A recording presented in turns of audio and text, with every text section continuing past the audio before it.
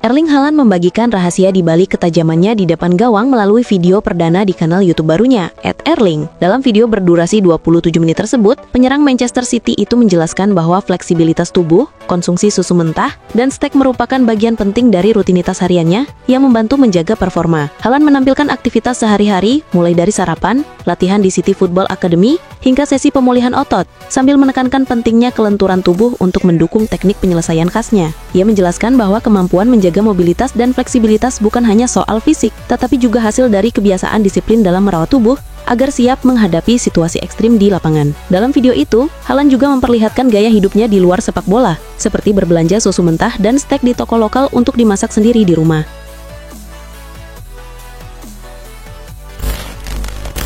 Pelatih AC Milan Massimiliano Allegri menegaskan bahwa timnya belum memikirkan perebutan gelar Serie A, meskipun saat ini berada di puncak klasemen. Ia menekankan bahwa target utama Milan musim ini adalah finish di 4 besar demi mengamankan tiket ke Liga Champions. Pernyataan itu ia sampaikan setelah kemenangan 2-1 atas Fiorentina, yang membawa Rossoneri ke posisi teratas klasemen pada pekan ke-7. Allegri menilai bahwa kemenangan tersebut penting, tetapi timnya harus tetap fokus dan tidak terbawa euforia. Menurutnya, musim masih panjang dan setiap tim akan menghadapi masa sulit, sehingga Milan harus melangkah perlahan dan tetap realistis. Pelatih asal Livorno itu juga menegaskan bahwa fokus utama adalah menjaga progres tim sendiri, bukan membandingkan diri dengan pesaing seperti Napoli atau Inter. Ia menutup dengan menekankan bahwa Milan harus berusaha mencapai 74 poin tanpa terlalu memikirkan hasil tim lain.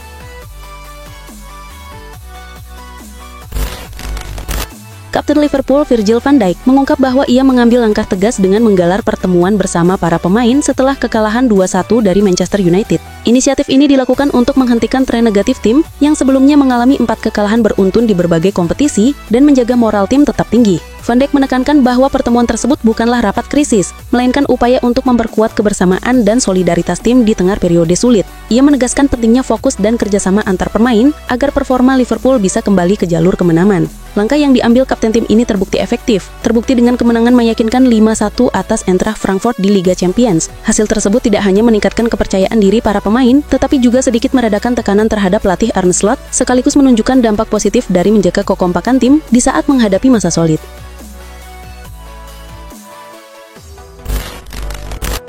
Manchester United kembali menjadi sorotan publik sepak bola Inggris setelah manajer Ruben Amorim mengambil langkah berani dengan memanggil JJ Gabriel, pemain berusia 15 tahun untuk berlatih bersama tim utama menjelang laga melawan Brighton. Dalam sesi latihan internal 11 lawan 11, Gabriel bahkan dimainkan melawan para pemain senior, menunjukkan bahwa kesempatan yang diberikan bukan sekedar formalitas. Keputusan ini menegaskan reputasi Amorim sebagai pelatih yang berani memberi peluang bagi talenta muda, sekaligus mencerminkan visi jangka panjangnya dalam membangun kekuatan klub dari akademi. Kehadiran Gabriel menjadi simbol nyata komitmen Amorim untuk menjembatani kesenjangan antara tim muda dan skuad utama, serta menanamkan filosofi pengembangan pemain muda yang telah ia terapkan sejak menukangi Sporting.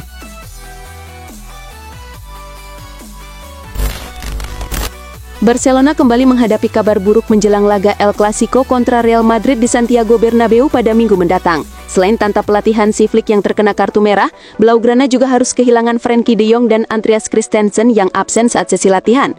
Menurut laporan media Spanyol Diario AS, de Jong tidak ikut latihan karena menderita gastroenteritis atau gangguan pencernaan, sehingga keberadaannya dalam laga akhir pekan ini masih diragukan. Sementara itu, bek asal Denmark Christensen juga mengalami masalah serupa dan sebelumnya sudah absen saat Barcelona menghadapi Olympiakos di Liga Champions. Kondisi ini membuat staf kepelatihan Barcelona harus merancang strategi khusus untuk menahan tim Madrid yang tengah tampil impresif, terutama berkat duet Kylian Mbappe dan Vinicius Junior.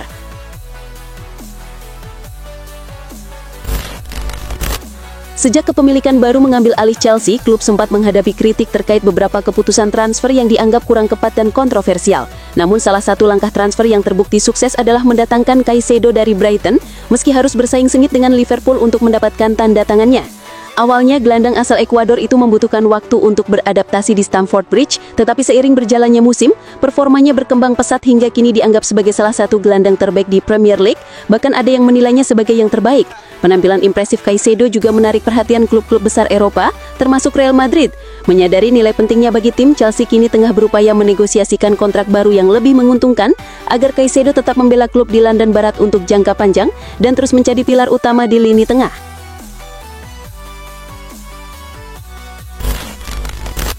Legenda Liverpool Steve McManaman menilai Arsenal sebagai tim dengan skuad terbaik di Liga Champions musim 2025-2026. Pernyataan ini muncul setelah tim besutan Mikel Arteta tampil memukau dengan kemenangan telak 4-0 atas Atletico Madrid di Emirates Stadium. McManaman menyoroti keberhasilan The Gunners musim ini yang tidak lepas dari strategi transfer cerdas selama musim panas, termasuk perekrutan Victor Gyökeres, Eberechi Eze, Martin Zubimendi, dan Noni Madueke. Dalam hal jumlah dan kedalaman skuad, saya rasa Arsenal yang terbaik, ujar McManaman kepada TNT Sports. Bayern sangat tangguh tetapi mereka dan Barcelona tidak memiliki kedalaman. Real Madrid memang punya kedalaman, namun dari sisi kualitas Arsenal lebih unggul. Dengan performa impresif dan kedalaman pemain yang merata di setiap lini, Arsenal kini tampak sangat siap untuk menantang dan bersaing memperebutkan gelar Liga Champions pertama dalam sejarah klub.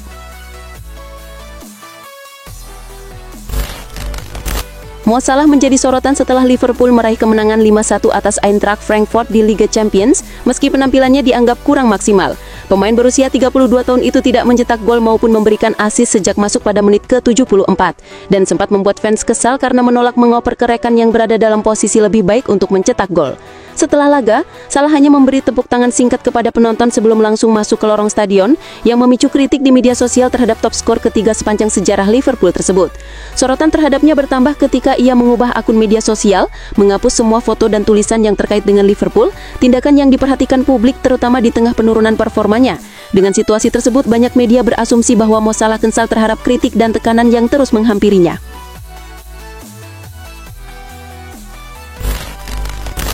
Florian Wirtz akhirnya menunjukkan performa gemilang setelah sempat berada di bawah tekanan karena belum mencetak gol maupun assist untuk Liverpool.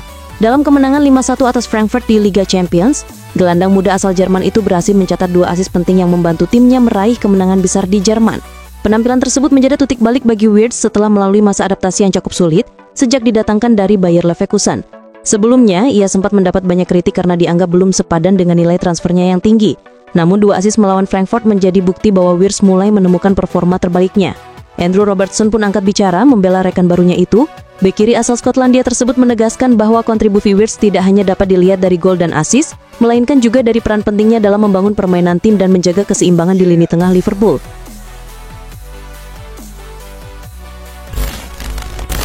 Joshua Zirkzee dikabarkan berencana meninggalkan Manchester United karena merasa kurang mendapatkan kesempatan bermain dari pelatih Ruben Amorim. Striker asal Belanda itu ingin mendapatkan menit bermain reguler agar bisa memperkuat timnas Belanda di Piala Dunia 2026. Demi mencapai tujuan tersebut, ia mempertimbangkan untuk hengkang dari Old Trafford dalam waktu dekat. Menurut laporan media Spanyol ABC Sevilla, klub Sevilla menunjukkan minat besar untuk merekrut Zirkzee pada bursa transfer musim dingin.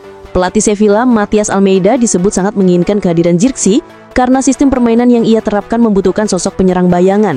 Saat ini Sevilla kekurangan pemain di posisi tersebut, dan Almeida yakin bahwa kemampuan teknis serta gaya bermain Zirkzee akan memberikan kontribusi penting bagi timnya di paruh kedua musim ini.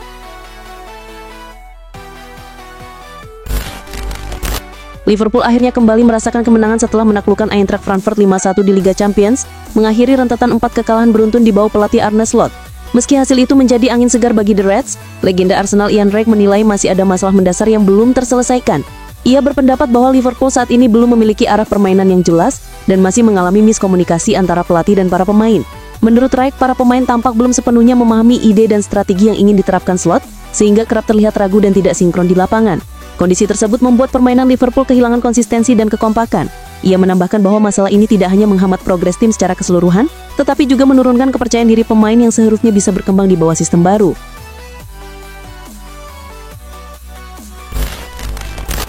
Pelatih AC Milan Massimiliano Allegri memberi sinyal bahwa Rafael Leao akan menjalani peran baru dalam skuad. Menurutnya, Leo akan jauh lebih efektif jika ditempatkan lebih ke tengah lini serang, memungkinkan sang bintang memaksimalkan potensinya dalam menyerang. Pergeseran posisi ini juga sejalan dengan kembalinya beberapa pemain kunci yang sempat absen, sehingga Allegri memiliki lebih banyak opsi untuk merancang strategi tim. Allegri menilai Leo memiliki kemampuan untuk berperan baik sebagai penyerang utama maupun second striker, dan fleksibilitas ini akan memberikan variasi taktik yang lebih luas. Dengan adaptasi posisi baru dan kembalinya pemain penting, AC Milan diharapkan bisa tampil lebih tajam dan konsisten di sisa musim ini.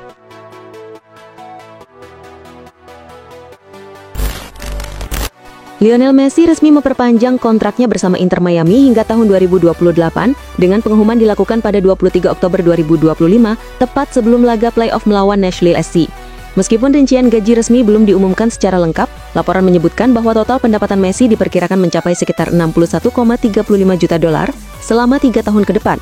sedikit lebih tinggi dibanding kontrak sebelumnya yang bernilai sekitar 20,4 juta dolar per tahun, termasuk gaji pokok dan bonus. Perpanjangan kontrak ini semakin menegaskan posisi Messi sebagai pemain dengan bayaran tertinggi dalam sejarah MLS, sekaligus ikon utama liga. Kehadirannya tidak hanya memberikan dampak besar dari sisi performa di lapangan, tetapi juga meningkatkan daya tarik komersial klub dan liga secara keseluruhan, menjadikannya sosok sentral dalam strategi pemasaran dan pengembangan MLS di kancah internasional.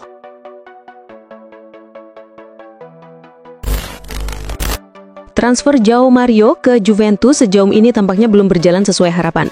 Wingsback asal Portugal tersebut justru mengalami kesulitan untuk menembus skuad utama Bianconeri. Meski didatangkan dari FC Porto dengan harapan bisa menjadi solusi di sisi sayap, kenyataannya João Mario lebih sering mengisi bangku cadangan di bawah asuhan pelatih Igor Tudor. Tudor sendiri terlihat kurang terkesan dengan performa sang pemain dan lebih sering mengandalkan pemain lain untuk mengisi posisi tersebut dalam laga-laga penting. Situasi ini memunculkan pertanyaan terkait keputusan Juventus melepas Alberto Costa demi João Mario, karena hingga saat ini banyak pihak menilai bahwa klub justru dirugikan dari kesepakatan tersebut. Hal ini menambah tekanan bagi pemain asal Portugal itu untuk segera membuktikan kemampuannya agar bisa mendapatkan tempat reguler di tim utama.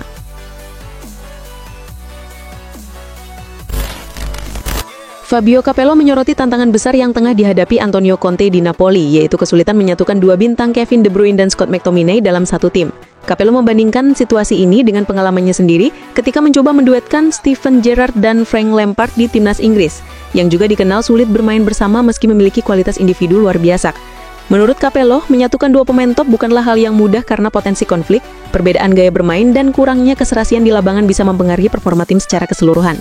Ia menekankan bahwa meskipun kedua pemain sama-sama diidolakan dan dianggap sebagai nomor satu, koordinasi dan keharmonisan di antara mereka tetap menjadi tantangan besar bagi seorang pelatih.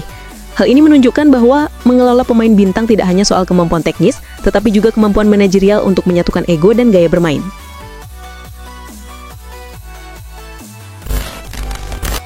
Jamal Musiala akhirnya kembali berlatih di Bayern Munchen setelah absen cukup lama akibat cedera patah tulang betis yang dialaminya pada Juli 2025.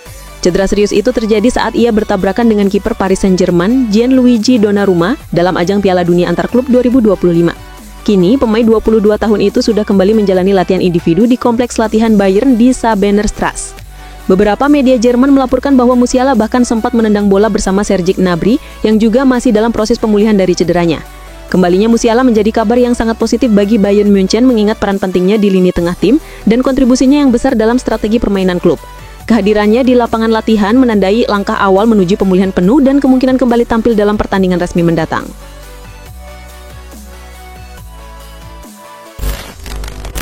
Federico Di Marco kembali memperlihatkan pengaruh besar dalam lini serang Inter Milan musim ini. Perannya di sisi kiri menjadi salah satu senjata andalan Nerazzurri untuk menembus pertahanan lawan. Berdasarkan data Opta yang dikutip dari FC Internews, Di Marco saat ini memimpin daftar pemain pencipta peluang besar terbanyak di antara seluruh pemain dari 5 liga top Eropa. Statistik tersebut menegaskan betapa pentingnya kontribusi bek kiri ini dalam sistem permainan Inter. Hingga saat ini, Di Marco telah menciptakan 11 peluang besar sepanjang musim berjalan, jumlah tertinggi di antara para pemain di kompetisi elit Eropa. Catatan itu menjadi bukti kualitas serta konsistensinya di setiap pertandingan. Akurasi, timing, dan kualitas umpannya menjadikan sisi kiri Inter selalu menjadi ancaman.